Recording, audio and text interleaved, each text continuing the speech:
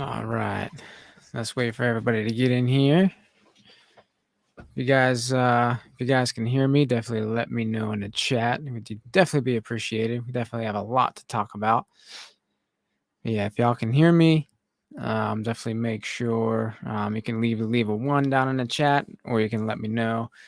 But I'm just gonna wait a minute and let people join in.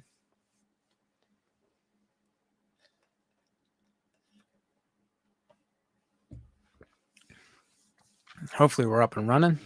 Looks like we are. I don't know if you guys can see, but right here in the top right corner, we got the logo. Sounds good. All right.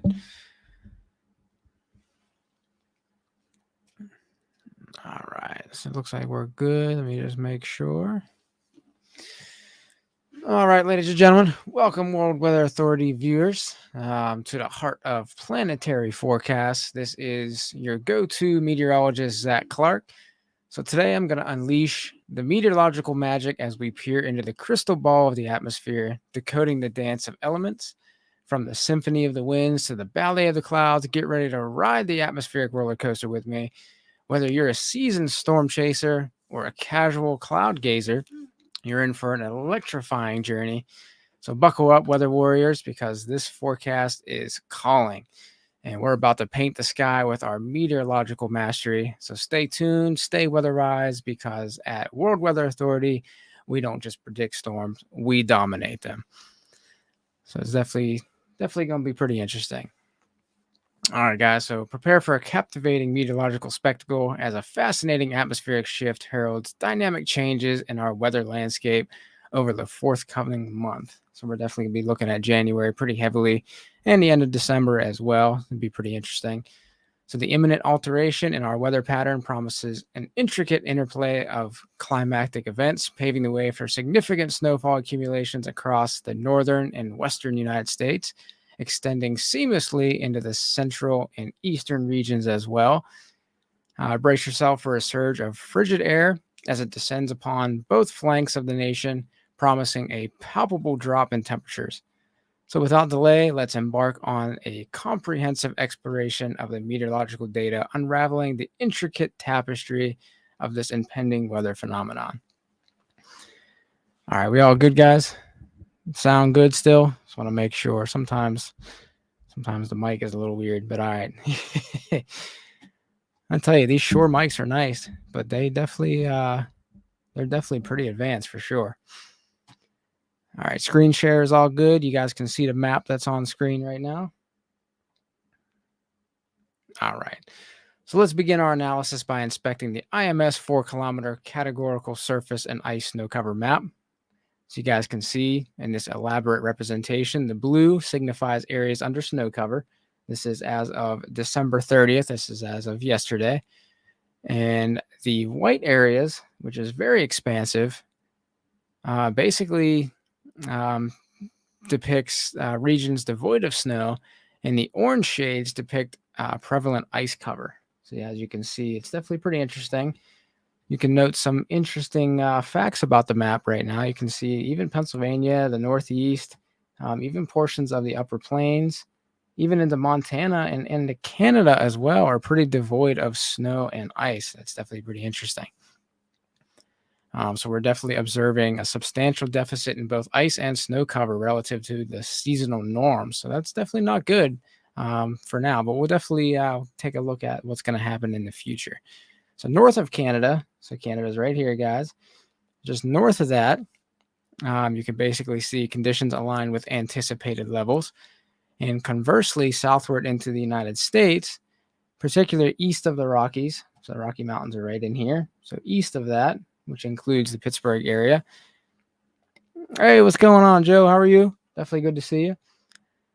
But yeah, east of the Rockies, subpar snow and ice accumulation prevail in regions such as the Sierra Nevada mountain range. You can see a little bit of snow in there.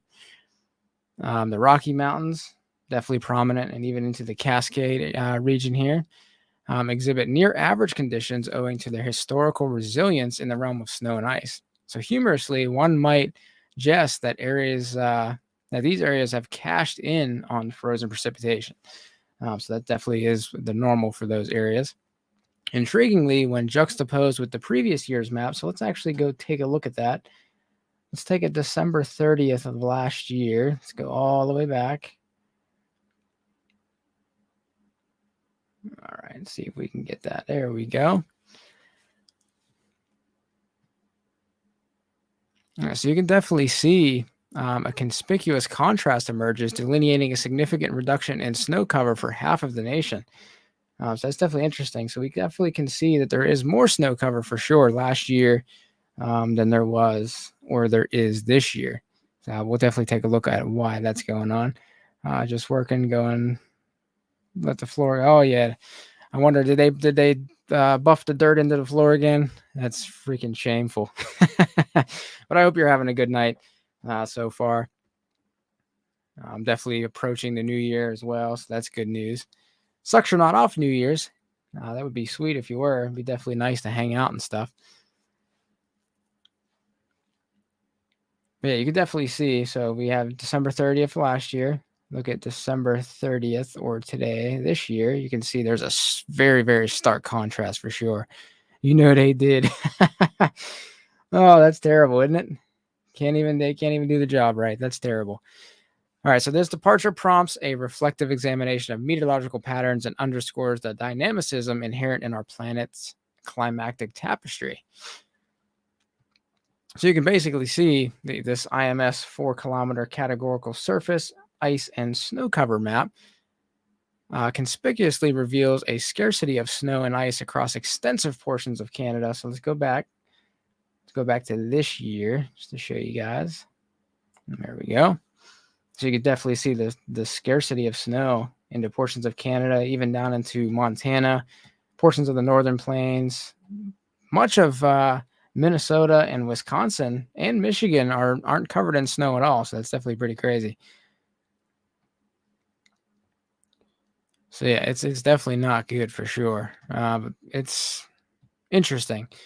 But when frigid Arctic air masses embark on their southward journey through Canada and subsequently infiltrate the U.S., they undergo a dissipation of energy, warming upon traversing non-snow covered or non-ice covered terrains. So to comprehend this phenomenon, let's delve into the concept of albedo. If you're familiar, albedo refers to the reflective capability of a surface, and in the case of ice and snow, it efficiently reflects sunlight, preventing the absorption of heat by the Earth's surface, in stark contrast to darker surfaces like dirt or asphalt.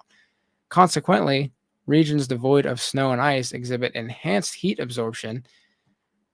So it's definitely pretty interesting. You can definitely see there's going to be some warming here taking place just due to sort of the absence of the albedo here, which is definitely not good. This nuanced interplay impedes the cooling effects of the Arctic intrusions attempting to journey through Canada into the US.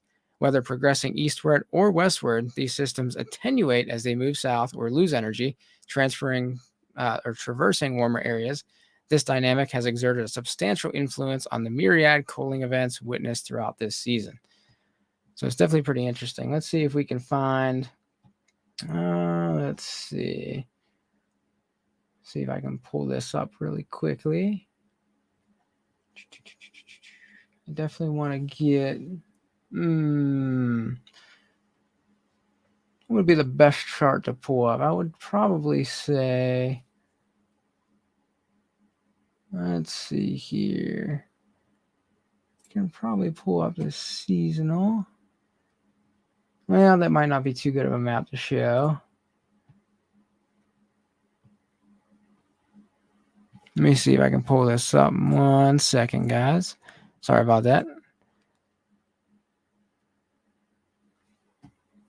All right. Let me see if I can pull this up rather quickly here.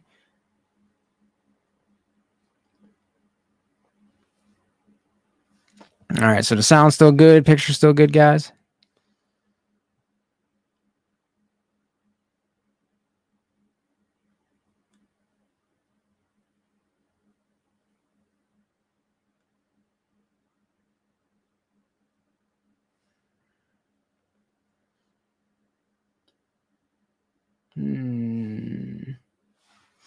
Let me see where I can find this information at.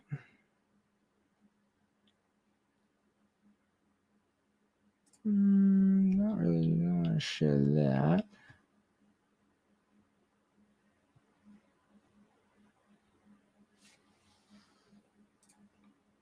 Let's see. Definitely.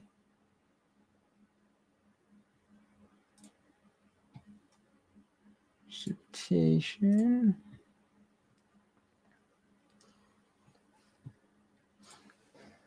All right, let me see here.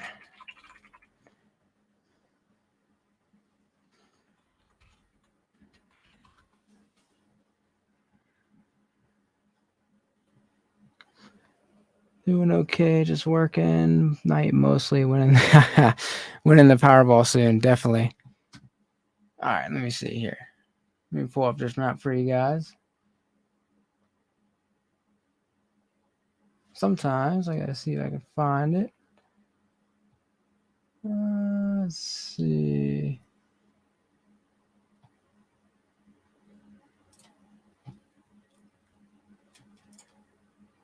Winter precipitation. We definitely want to find. They actually changed Weather Bell, so I'm trying to get used to where to find the data at. Sorry about that, guys.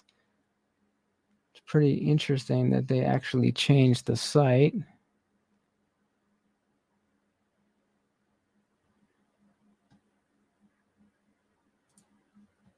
Let's see here.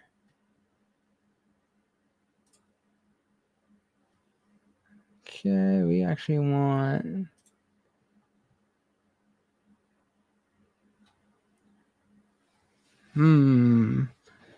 Interesting.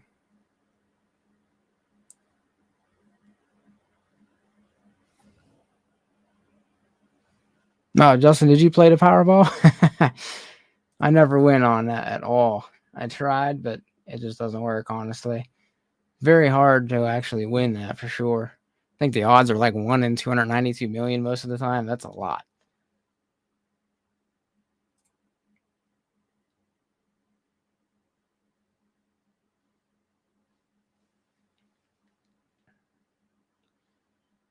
Let me see here. Let me see if I can find this for you guys. Hang on.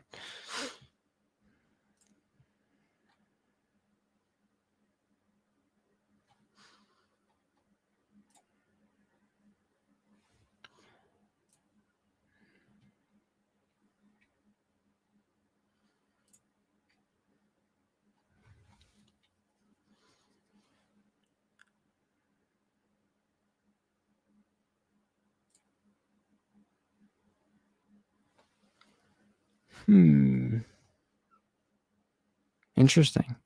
$810 million now? That's a lot.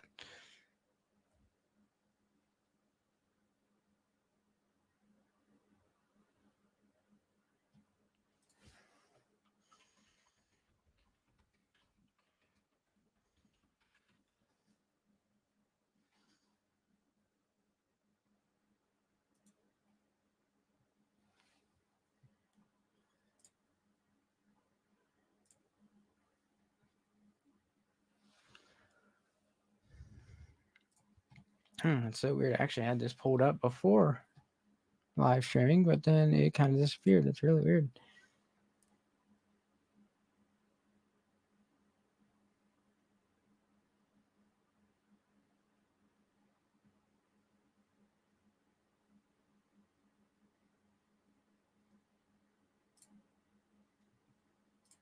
There we go.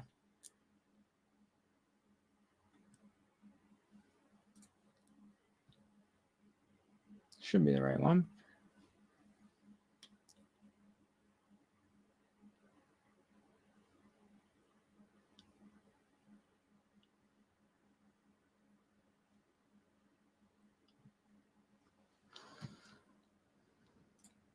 Let me see here. RIP to my shift on Monday. Yeah. No, I understand that. That's probably a lot, honestly, to probably deal with.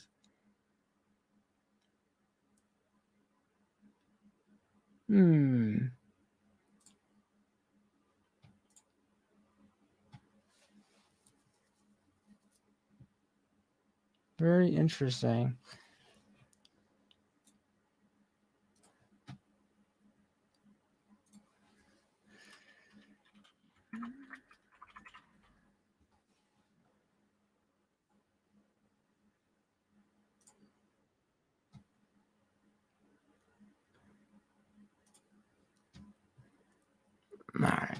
I think I know where to find it. Hang on, let's see. There we go. All right. Sorry about that, guys. We can get that back on there.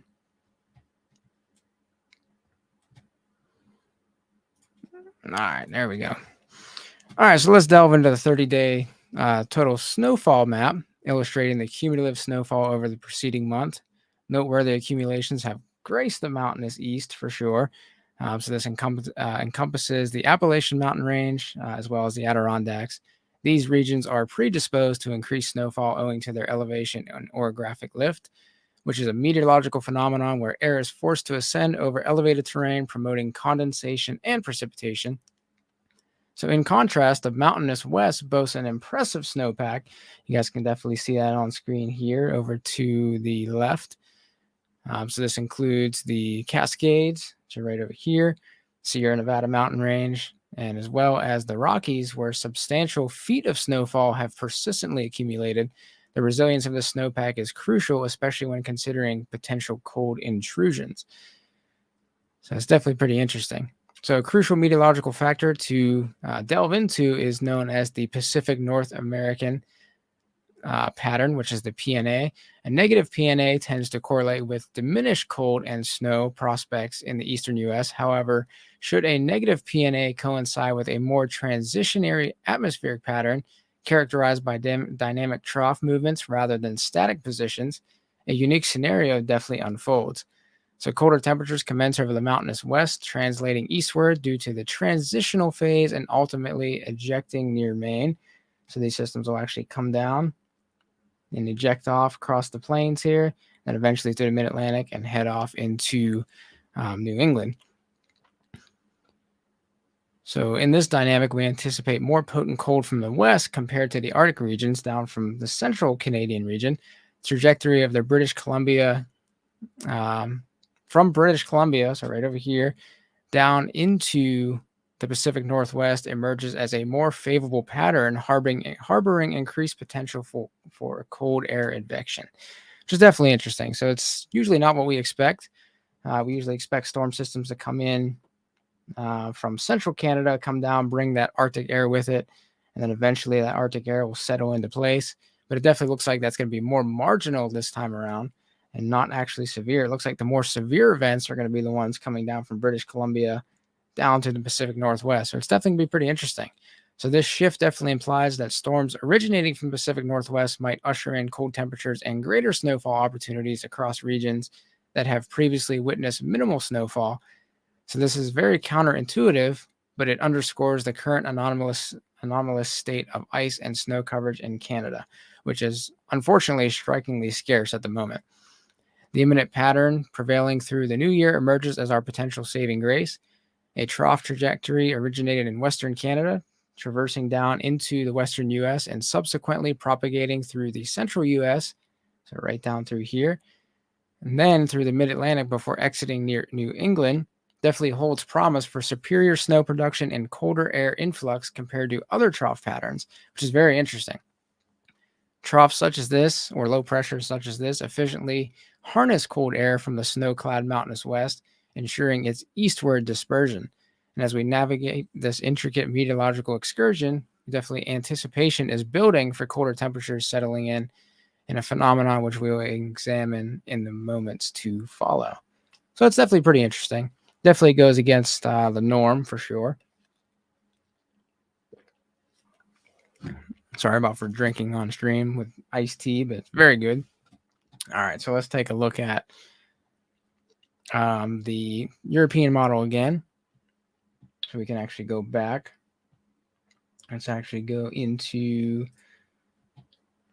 and let's take a look at the precipitation. See here. I guess we can go into multi-parameter. That'd probably be the best. There we go. We can definitely use this map for sure. See how far this actually goes out. This goes out to the 3rd. So let's actually take the previous run to this. Definitely want to go out through the 9th just to ensure that we have maximum coverage for now. So presently, our atmospheric configuration aligns with a more positive Pacific North American pattern, or PNA pattern. So this is a state marked by ridging, or high pressure over the western U.S. So that's definitely interesting. We can definitely see that happening here. Let me see here. I'm going to see if I can get something pulled up for you guys real quick.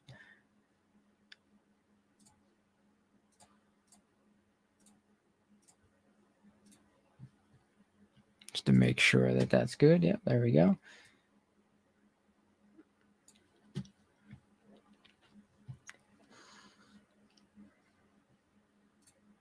All right, there we go. So you can definitely see that overall pattern. You can see that ridging taking place right in here. So that's over the Pacific Northwest, which is definitely pretty interesting. So this is going to be the influence of troughs will originate from Canada.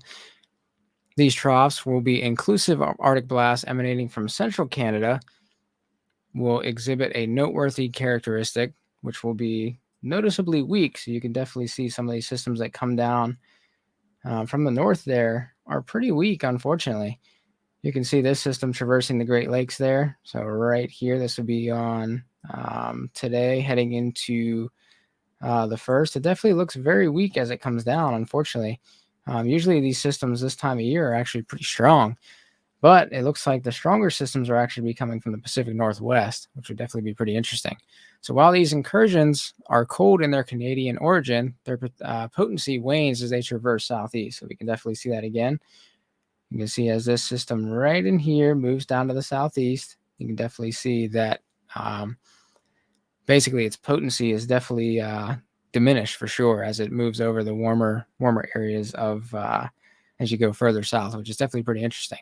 So this is going to result in marginal impacts in terms of cold air and snow production upon reaching the eastern states. Despite being ensconced in a meteorologically favorable pattern, the projected outcomes are subdued due to the prevailing ice and snow deficit, as we saw earlier. So it's definitely pretty interesting.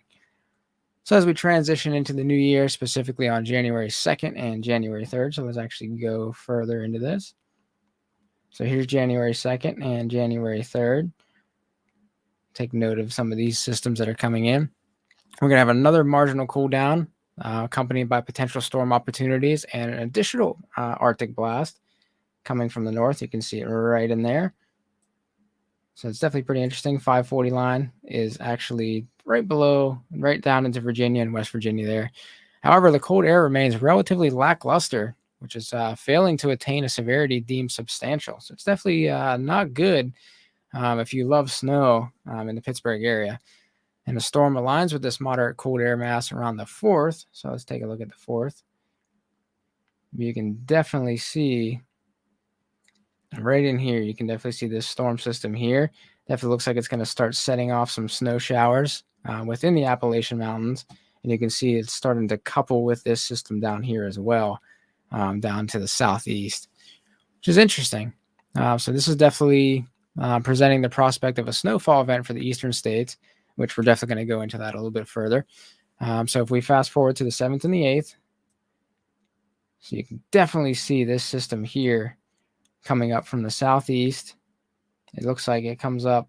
It's actually more of a central California hit right on the 3rd. And as we move this forward, definitely picks up a lot of moisture from the Gulf of Mexico down here. And we're going to have to watch this storm as it comes up the East Coast as well. So this marks the inception of a negative PNA pattern characterized by heightened atmospheric energy. Notably, heavy snowfall is projected through the northern plains and the Rockies. So you can definitely see some of that snowfall coming in as this split flow pattern definitely ensues here. We have one system to the north, one system to the south. We're going to have to watch that. So they definitely promise to usher in not only snowfall, but colder temperatures, amplifying the influence of subsequent troughs. The cooperative effect of these storms holds the potential for exponential escalation in both cold and snowfall, which would definitely be very interesting as we move forward. Yeah, you're right. Definitely. The system down in Texas definitely looks very interesting. And you can take a look at this as well on the 9th here. You can definitely see this system is definitely ramping up. So it's definitely pretty interesting. So this is of paramount interest. It's a substantial storm system anticipated around the 9th. As you can see, Tuesday, January 9th. You can definitely see it's a very strong system. This is definitely a meteorological juggernaut. It's poised to materialize on the eastern front, featuring a cold frontal zone just beneath it here. So you can see that cold front marching off to the east, and the Arctic air on its subsequent flank. So this cold air is definitely being wrapped into the system there, coming on the backside of this.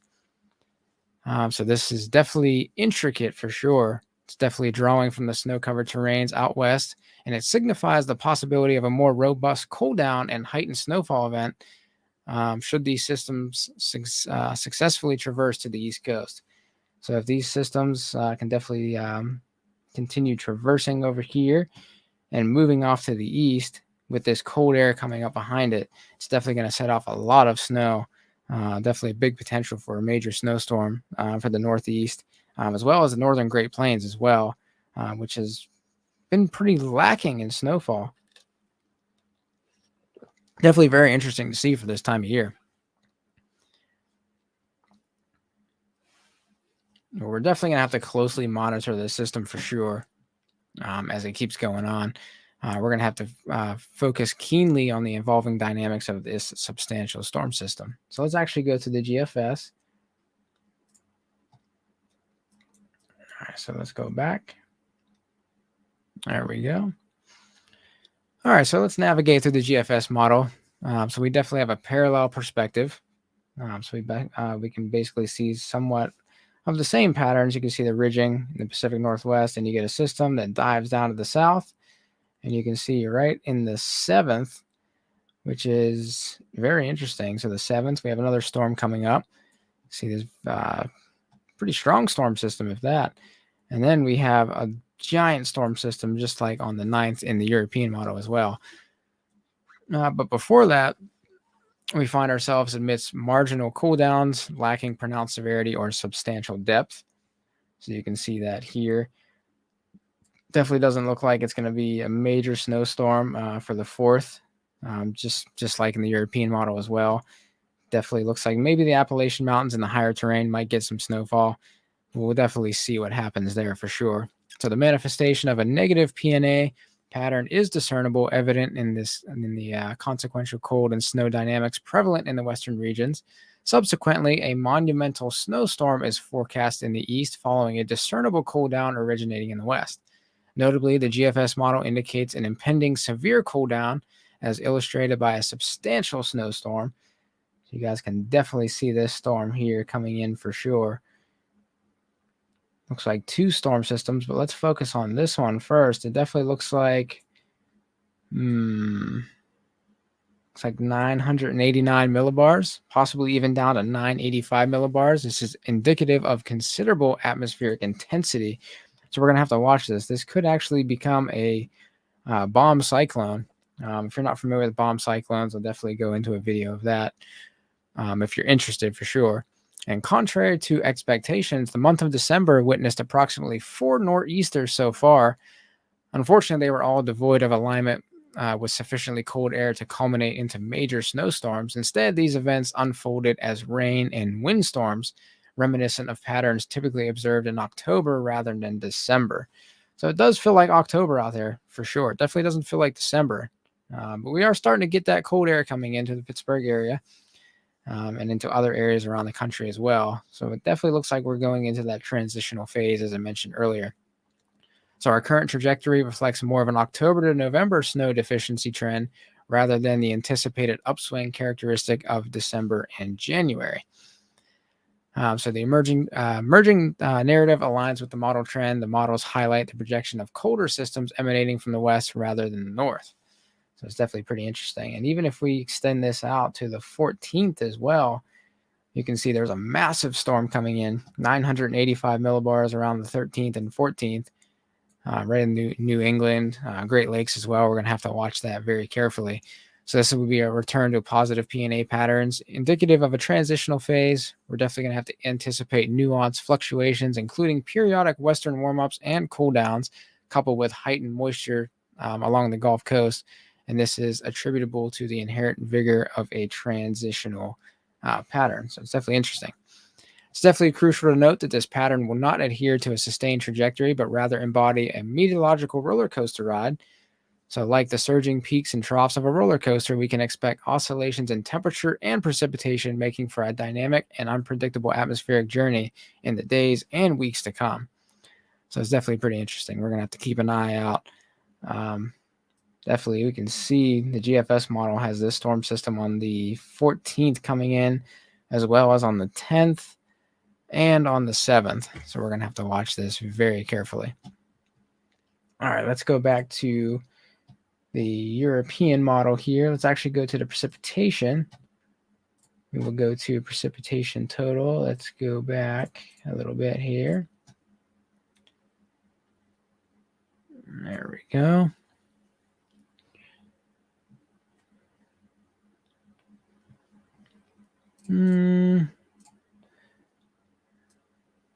There we go. So let's go. Let's take us all the way out to the 9th, January 9th. You can definitely see all this precipitation here, as well as in the Pacific Northwest and down through California as well.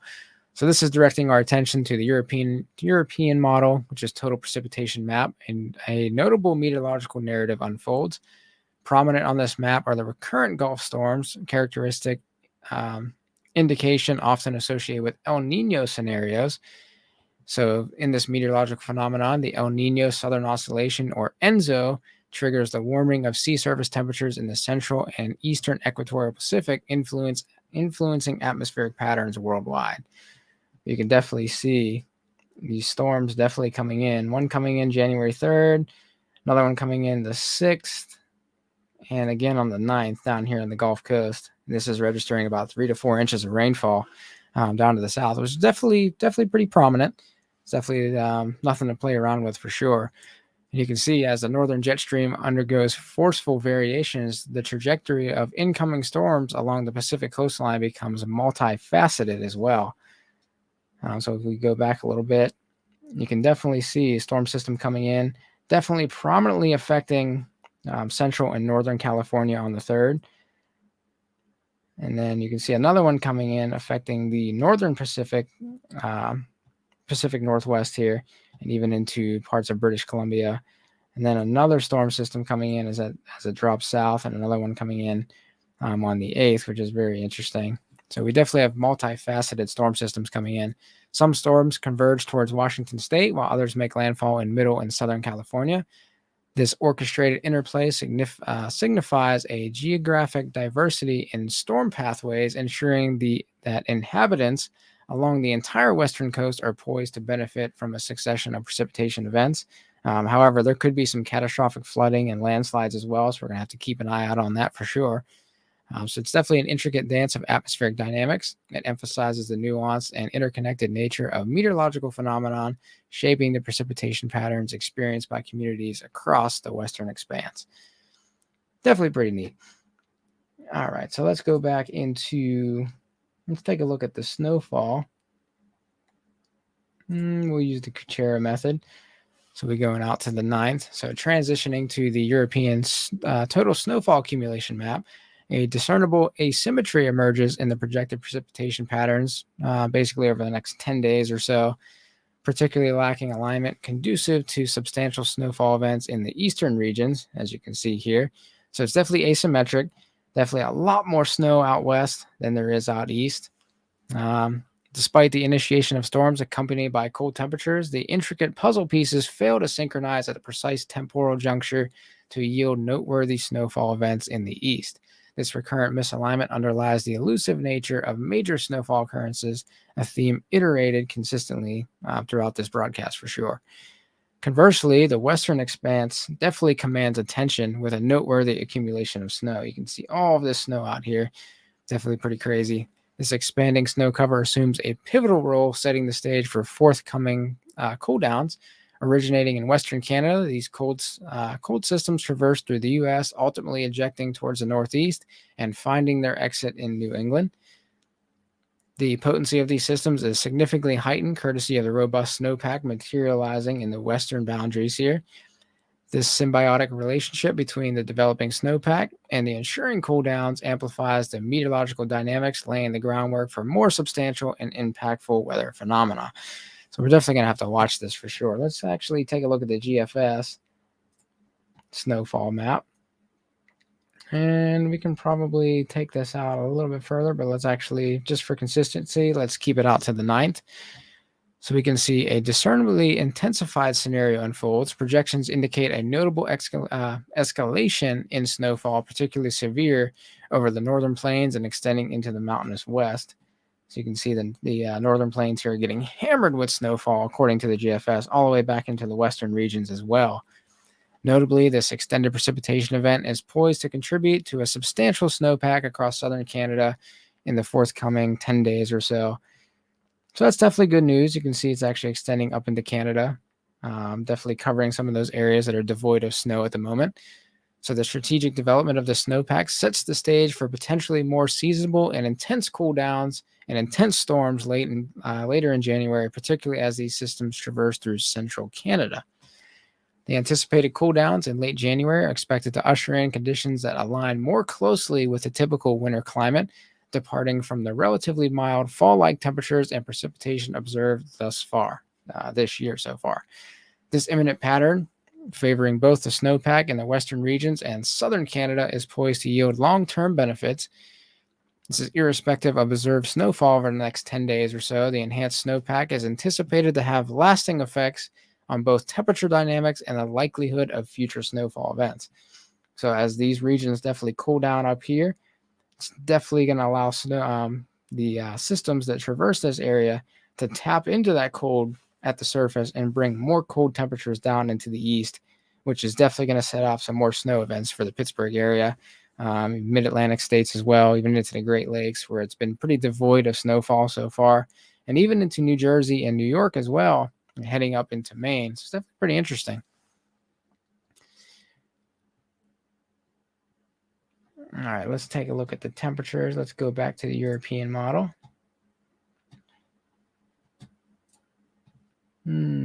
Surface temperatures.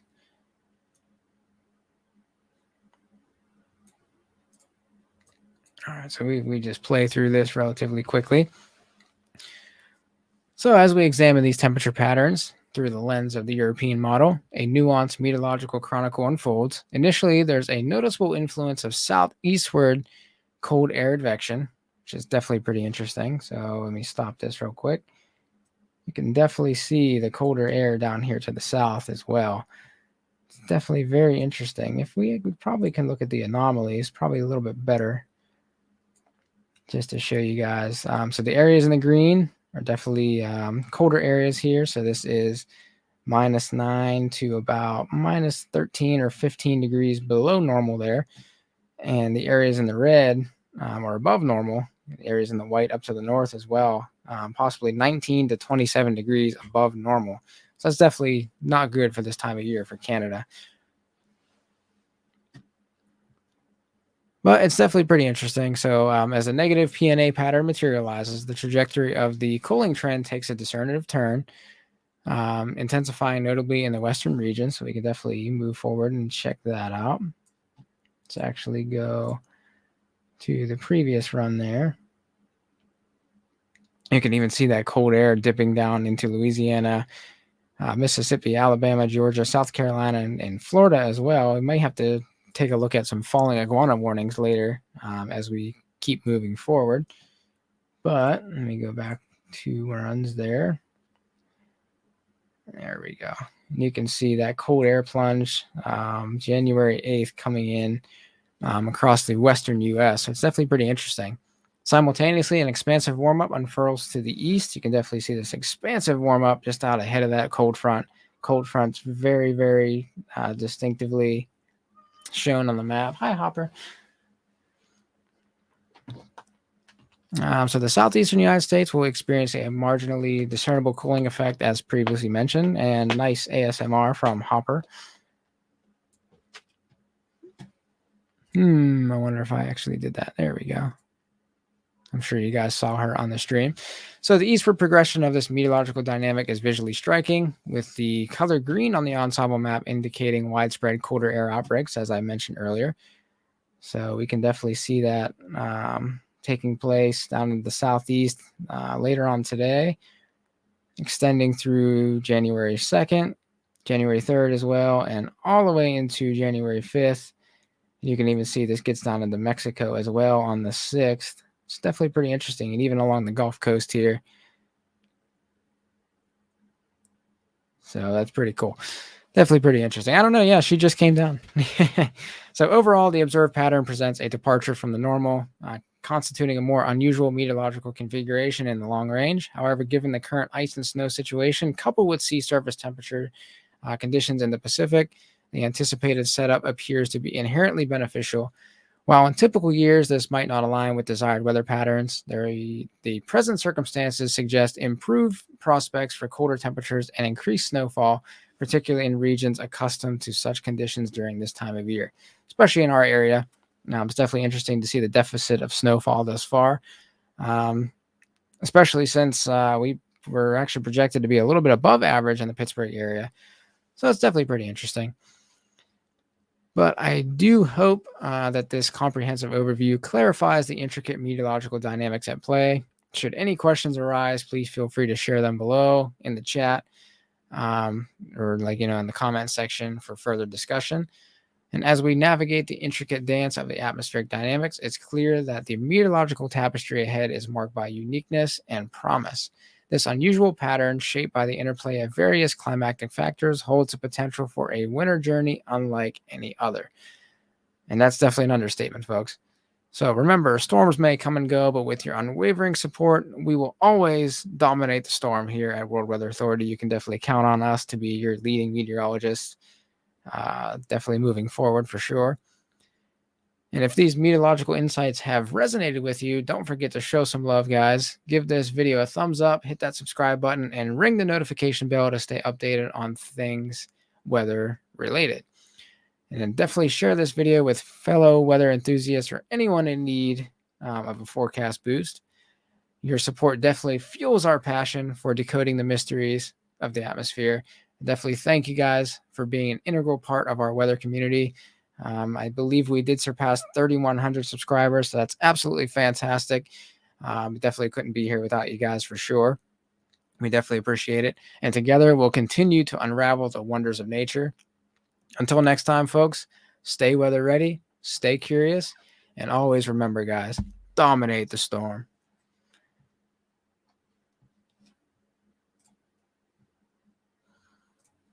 Anybody got any questions real quick before I head out?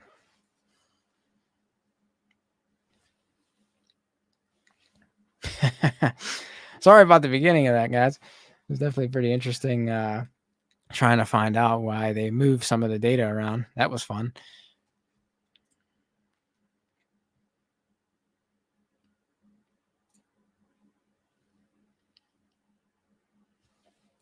What hair products do I use? I actually use American Crew Fiber. That stuff is very awesome. Unfortunately, it's relatively on the expensive side. It's about $18. But yeah, it's really good stuff. It definitely keeps everything going. I also use I've been wanting to upgrade to American Crew hair gel, but right now I use Tresemme hair gel. It's, works about the same, so it's not bad. I do use Consort hairspray for men only. So I used to use Tresemme, but it doesn't do as good a job as Consort does. It's definitely pretty awesome. And then you basically have to blow dry your hair to get everything into place. So you get the stragglers. Like you get some hair that definitely stays up. It's definitely pretty interesting. Is mayonnaise an instrument? It depends. It definitely depends. You can create an instrument out of it if you want to.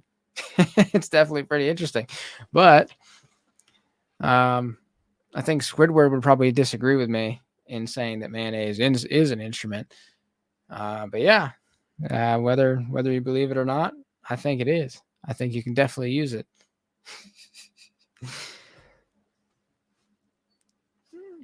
But how's everything going so far? Everybody enjoying the last day of 2023? We've only been into it about an hour so far, but so far I'm enjoying it. I know that for sure. I did get a haircut today. I don't know if you guys can see the line. There we go. The line in my hair there. Probably zoom, try to come a little closer there. There we go. You can see that. It's not bad. Not bad at all. Shout out to Tom from Manor Oak Barbershop. Definitely does a hell of a job when it comes to haircuts. Definitely don't trust anyone else with my hair other than him. Does a fantastic job. No, thank you, bro. Definitely appreciate that. A little nerve-wracking at first, trying to figure out where the data went. It seems like it threw me off because they actually switched. Let's see. Watch me not be able to find it again. Wouldn't that be funny? Okay, so these two right here actually got switched and it threw me off a little bit. So that kind of sucked. So this is WeatherBell. WeatherBell is definitely a good. It's a paid software, but it's not too bad. So we use WeatherBell. If you want a free version, the best version to be used is tropicaltidbits.com. That's actually a very, very good free weather forecasting software there. It's basically like WeatherBell. Another good one is Pivotal Weather. Justin and I use Pivotal Weather all the time. It is a free software other than if you want like localized forecast, localized data, SKUT data, photograph data. It is a subscription. I think it's like $10 a month. It's not too bad. But yeah, Tropical Tidbits is definitely very good. It is a free software, free website. I think there is a paid subscription as well. If you guys check out windy.com as well, windy.com, most of it's free. Three quarters of it's free. The other 25% of it, you do have to pay for if you want extended forecast, things like that. The hurricane forecast is fantastic on Windy. Even just seeing the vectors on there is absolutely fascinating for sure. You can kind of see the Venturi effect within the mountain ranges taking shape there. Might be able to pull that up actually. So if we go to windy.com, Windy is fantastic. I actually edited the software a little bit to focus more on my needs, which is interesting. But yeah, you can see the individual wind vectors here. You can see the temperatures, all kind of cool stuff on here. And you can see, so if you go on wind gusts, you can definitely see that where the stronger the winds are, it definitely animates the wind vectors more precisely, strongly. Definitely interesting. You can see the flow patterns as well if you zoom out. And you can see, I don't know if you guys saw that rogue wave that happened in California. That was definitely pretty interesting. I actually did a video on rogue waves if you want to check that out. I can definitely put that link in the description if you guys want to check that out. It's definitely a very good video. So here is the link to the rogue wave video.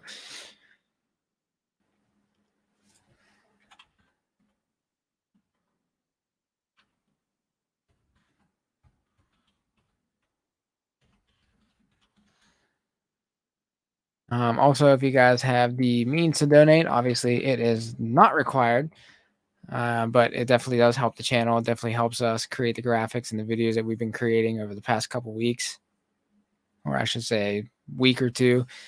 But yeah, we've definitely grown the channel. So let's see here. Actually pretty curious to see what our last video. So the Rogue Wave video actually got 4,794 views, which is definitely fantastic. Interestingly enough, our unveiling of our new logo got over 5,200 views. So we definitely appreciate that. And we actually are at 3,314 subscribers. So that's absolutely fantastic. So basically we've gained over 1,000 subscribers within the last week. So we definitely appreciate you guys subscribing to the channel. It definitely means the world to us. You definitely give Justin and I the best job in the world at forecasting weather. So we definitely appreciate it. Sorry, I'm going to stay on here for another minute. If you guys have any more questions, comments, concerns, anything like that, I could probably take you to tropicaltidbits.com as well. show you guys. So this is Tropical Tidbits. So what you want to go to for a forecast model should go right up here in the tab forecast models. It'll take you right here. It'll ask, it'll take you through a little journey. If you want to learn about it, you can actually go here and select the region that you want to look at. So I like to look at the continental United States. This is your little slider bar, which allows you basically to animate everything. You can also hit the play button here as well. I like to use the slide bar. It's definitely pretty interesting. But it basically reiterates everything that we said before. Check that out on the 7th. We definitely have a monster snowstorm, 988 millibars. But so this is displayed in UTC time. If you guys want to look up how to convert UTC to Eastern Standard Time, it's definitely very useful. I can make a video on that as well if you guys would be interested in that. But yeah, Tropical Tidbits, definitely a very, very good website for sure.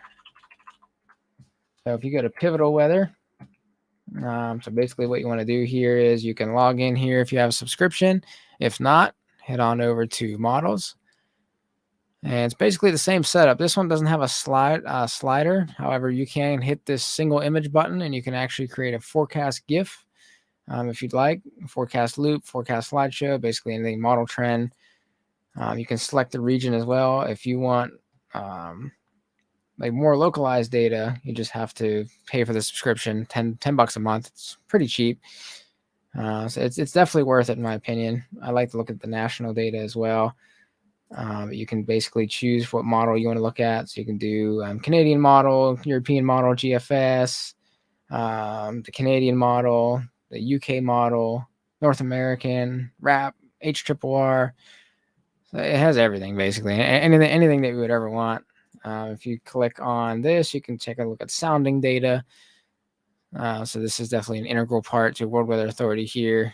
We actually take some of our own data and plug it in here as well, which is definitely pretty neat because you can definitely modify these QTs, which is another website. You can actually modify this QT and then go from there. So it's definitely pretty interesting.